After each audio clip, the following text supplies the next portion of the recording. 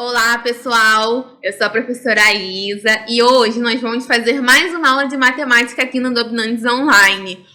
Agora nós vamos falar sobre áreas de figuras planas, né? Então, cai muito áreas, né? A gente viu um pouco de triângulos, mas ainda não chegou a falar sobre áreas, mas a gente viu áreas de círculos. E agora nós vamos ver as áreas das outras figuras planas, que também são muito importantes, né? E primeiro, né, falando sobre a área. A área, às vezes, fica assim, gente, o que é área, né? Então, a área é sempre o equivalente à superfície. Então, imagina se a gente pega um papel, sei lá, qualquer papel, pode ser até caixa de papelão, né? E aí a gente tem aquela superfície daquele papelão. Então, aquele papelão é a área. Qual é a área daquele papelão? É aquela superfície toda. Então, quando a gente calcula a área, a gente está calculando a superfície das coisas. E aí, na maioria dos casos, a área ela é a base vezes a altura. E aí, às vezes, a gente vai ter ali uma constante antes para a gente fazer o cálculo da área, o cálculo da superfície das coisas. E aí, vamos lá, né? Vamos ver um pouco mais sobre essas diferentes figuras planas, os outros polígonos, e ver como que a gente calcula a base, a área, né? Base vezes a altura e por aí vai. Bem, primeiro, né, o de sempre, né, o quadrado e o retângulo. Então, o quadrado, né, como a gente sabe, é aquele polígono de todos os lados iguais. Então, nós temos um quadradinho aqui. Reparem que os lados, é tudo igual para os dois. Então, é o polígono com todos os lados iguais. Então, isso quer dizer que aqui também é A e aqui também é A, beleza? E enquanto o retângulo, ele é a base e a altura possuem tamanhos diferentes. Então, aqui a gente sempre chama a altura de Hzinho e a base de Bzinho. Então, nós temos que esse lado aqui é H e esse lado aqui é Bzinho, né? São sempre espelhos, né? Um do outro. E aí, como que a gente calcula a área? Base vezes altura. Então, no caso do retângulo, base vezes altura. O quadrado não tem todos os lados iguais, mas a gente continua multiplicando a base vezes a altura. Só que eu tenho que a base vezes a altura é igual. Então, o que faz com que a área do quadrado recaia em área igual ao Azinho ao quadrado, ou a base, o B ao quadrado, H ao quadrado, tanto faz, é a mesma coisa, né? Então, a gente tem que a área do quadrado vai ser A ao quadrado, já que você tem que eles têm o mesmo comprimento. O paralelogramo, a gente também vai calcular como área igual a base vezes altura. Só que aqui a gente tem que ficar de olho que, por exemplo, a altura vai ser aquela que vai formar um ângulo aqui, de 90 graus com a base. Então, a gente não pode pegar esse lado aqui e dizer que esse lado aqui é a minha base. Não. A minha altura, desculpa. A altura vai ter que ser essa daqui, que vai vir em linha reta entre a parte de cima e a base. Então, eu tenho essa daqui, essa linha reta aqui vai ser a minha altura. Olha, lembrando, gente, 90 graus. Mas, Isa, por que eu calculo a área igual a base vezes a altura, igual o retângulo? Por quê, gente? Olha só, reparem que desse ladinho aqui eu tenho um triângulozinho em azul, certo? Eu tenho esse mesmo triângulozinho, né? Já que o paralelogramo ele também ele é regular, os lados são iguais, então eu tenho que esse basezinho aqui é igual a basezinha daqui. Então, eu tenho um outro triângulozinho aqui. Reparem que eles são iguais, só que invertidos. Então, eu teria um triângulozinho aqui. Se eu quisesse, né, formar, eu teria um outro triângulozinho aqui. Então, olha, vou excluir isso daqui. Coloquei ele desse lado aqui. Tudo isso daqui é a basezinha, né? É o Bzinho. Logo, eu tenho um retângulo. Então, por isso que o paralelogramo é um retângulozinho com uma inclinação. E se eu tirar um triângulo do lado e completar do outro lado, eu vou ter de novo um retângulo. Então, por isso que a área é igual a base vezes a altura igualzinho. Beleza? É o triângulo, né? O triângulo a gente vê sempre. E o que acontece? A gente tem que o triângulo, ele também vai ter diferentes formas. E a gente vai ter que ficar de olho na base e quem é a altura, tá? Então, toda vez que a gente tiver um triângulo igual esse daqui de cima, eu tenho que minha altura, de novo, vai estar lá saindo do vértice de cima e vai ter que formar um ângulo de 90 graus aqui embaixo. Então, eu vou ter a minha altura e vou multiplicar pela base.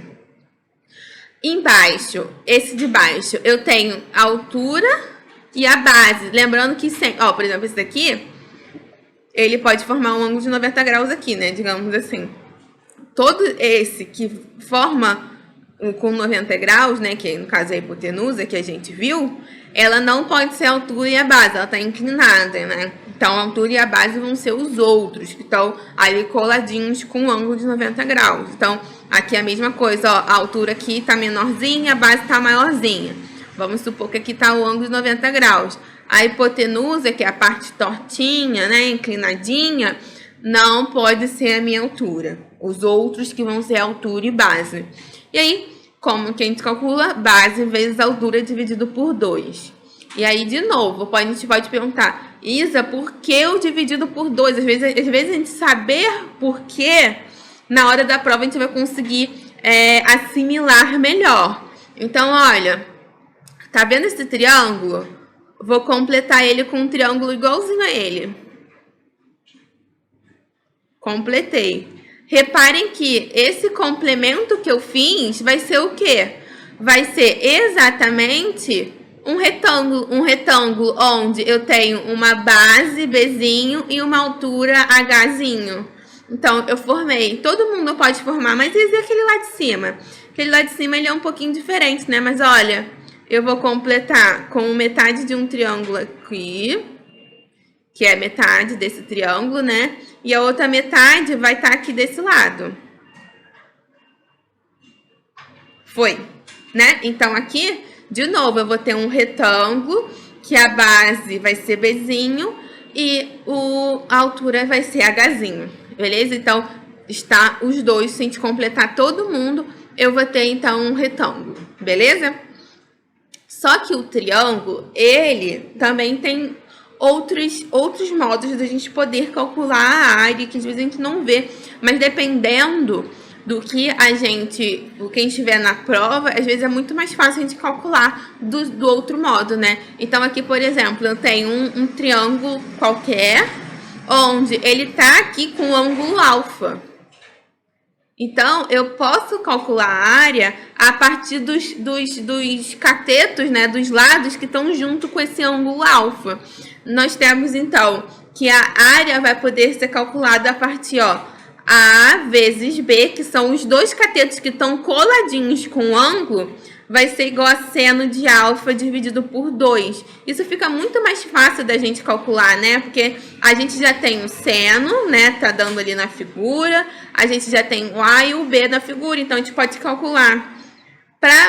Isa, mas olha só.